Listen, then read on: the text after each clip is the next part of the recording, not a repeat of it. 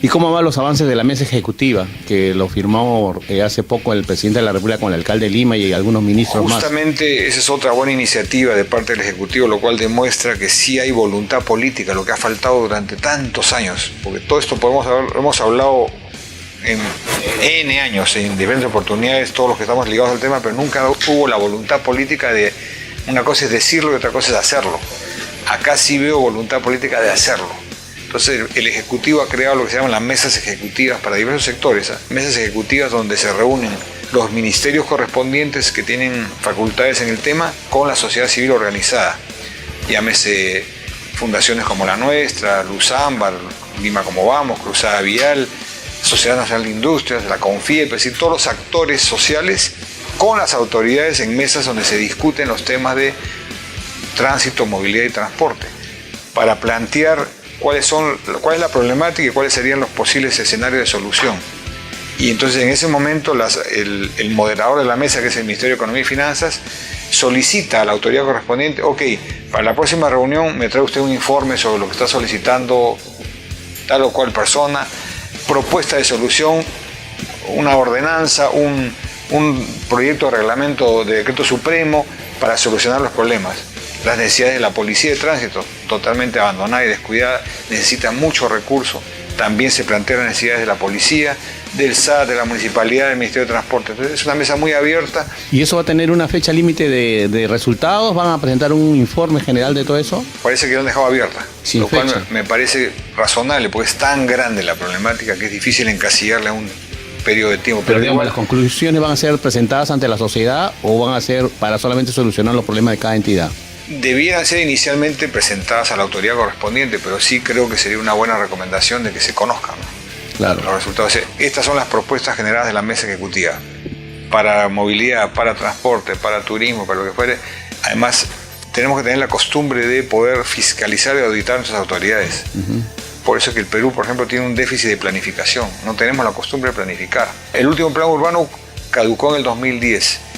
Cuando ingresa la gestión Villarán, se trabajó, me acuerdo, con el finado Henry Piz, el plan de desarrollo concertado de la región Lima, porque Lima, además de ser distrito de la capital, es provincia metropolitana.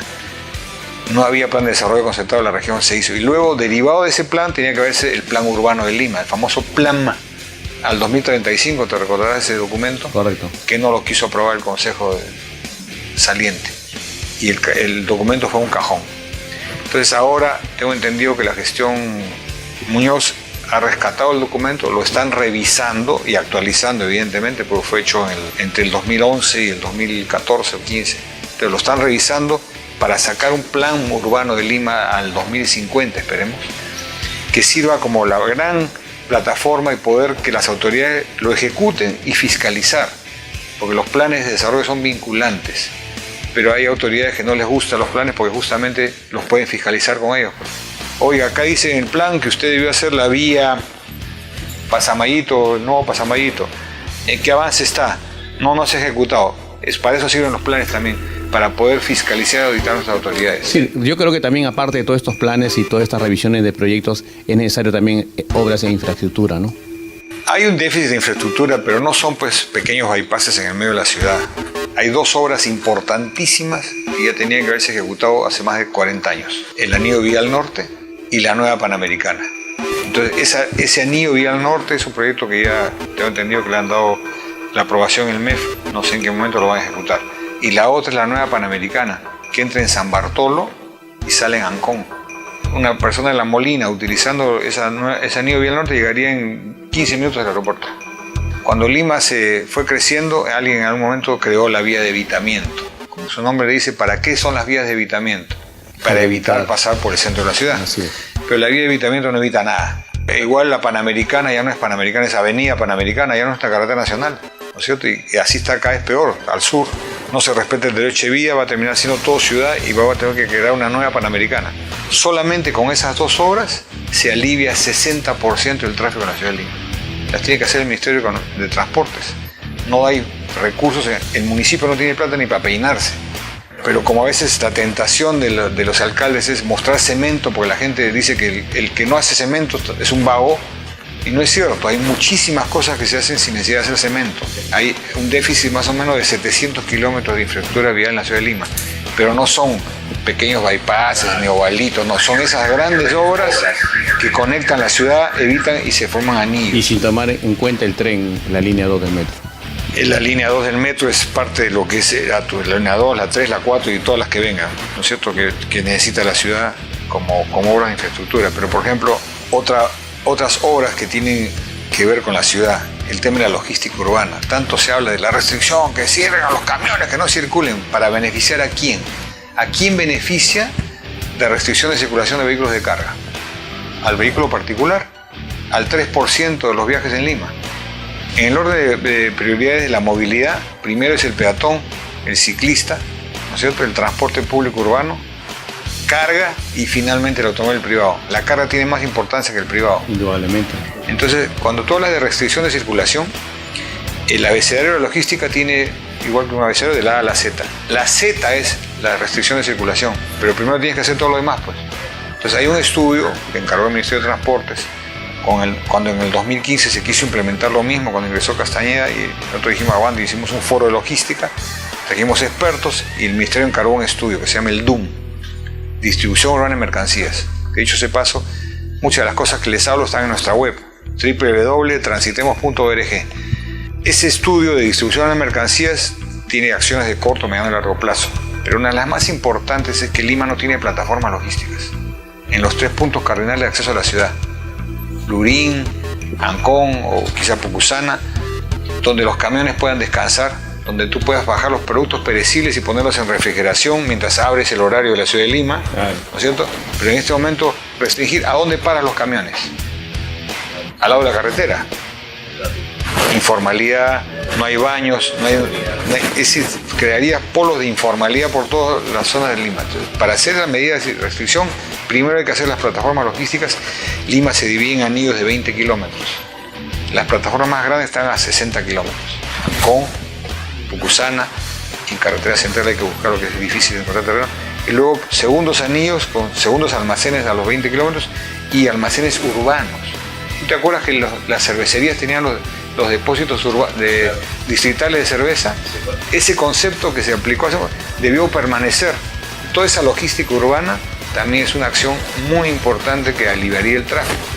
Pero yo creo que hay una medida que es bien barata y bien simple y que deberíamos hacer todos los automovilistas respetando las normas, las leyes y con campañas como que ustedes han planteado algunas campañas de seguridad vial, ¿no? Claro, nosotros por ejemplo detectamos que una de las grandes acciones negativas que tienen los conductores es la costumbre de bloquear las intersecciones. Es un pierde-pierde, no gana nadie, porque el que se metió y está cerrado acá, igual está parado, no avanza, pero el de acá sí lo perjudica, nadie avanza. Se cerró la intersección.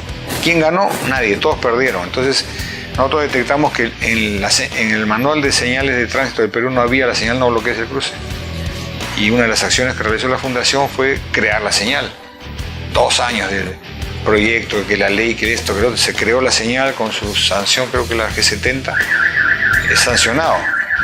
Y pintar la malla amarilla en las intersecciones más caóticas. Solamente con esa acción lograríamos enormes avances en la fluidez del tránsito. Pero eso ya no depende de que haya una autoridad presente para decirte no bloquees, sino uno tiene que entender que es beneficioso. Oye, no entra un carro más acá, me paro pues y dejo pasar al de acá. Igualmente cuando ocurre el otro. Y es más, el primero que lo implantó fue los gringos, pero en México existe lo que se llama el 1 por 1. Ni siquiera tiene que haber un semáforo. Esa es lógica. La primera fila de acá avanza, luego la primera de acá. 1 por 1 se llama. Y lo hacen porque la gente entendió, estando atrapada, dijimos, o hacemos algo nosotros mismos sin que me lo diga la autoridad, o me voy a quedar 2 horas parado acá en el tráfico. Entonces, cosas tan elementales como esa. Por eso hay un videíto que se lo vamos a dar al programa Fierros para que lo puedan ver sobre cómo es el no bloquees el cruce, una cosa tan elemental. Espero que la próxima entrevista ya sea con la ATU funcionando. En esta semana, de repente si no ha salido, ya debería estar nombrado el directorio, porque los plazos son así. Ahora ya se hicieron la ley, el reglamento de operación y funciones, el cuadro de asignación de personal y hay un organigrama. Ahora hay que ponerle nombres. a todas estas, sino cómo opera. Claro. Entonces, supuestamente, si el 1 de abril va a entrar en funciones, ya tendría que estar nombrado todo el personal que va a tener. ¿Y bajo qué responsabilidad está esa selección de personal? A ver, el directorio está compuesto por 2 personas del Ministerio de Transporte y Comunicaciones, designadas por el Ministerio de Transporte y Comunicaciones, una de las cuales preside el ATO. Un representante del Ministerio de Economía y Finanzas, un representante del Ministerio de Vivienda, 3 representantes de la Municipalidad de Lima y uno del Callao. El Ministerio de Transportes tiene que designar primero al presidente.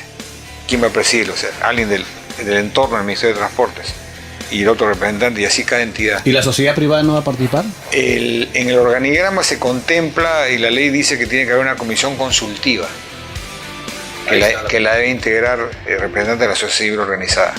Mi propuesta es que, por ejemplo, como la mesa ejecutiva de transporte y movilidad fue creada con una resolución ministerial, quienes la integran, para mí, para que permanezca en el tiempo y tenga utilidad, esos representantes de la actual mesa ejecutiva deberían ser el comité consultivo del ATO, si ya está conformado. Ya nos reunimos cada 15 días y proponemos, ¿por qué no se de una vez, ok, estos mismos que sean los miembros del comité consultivo?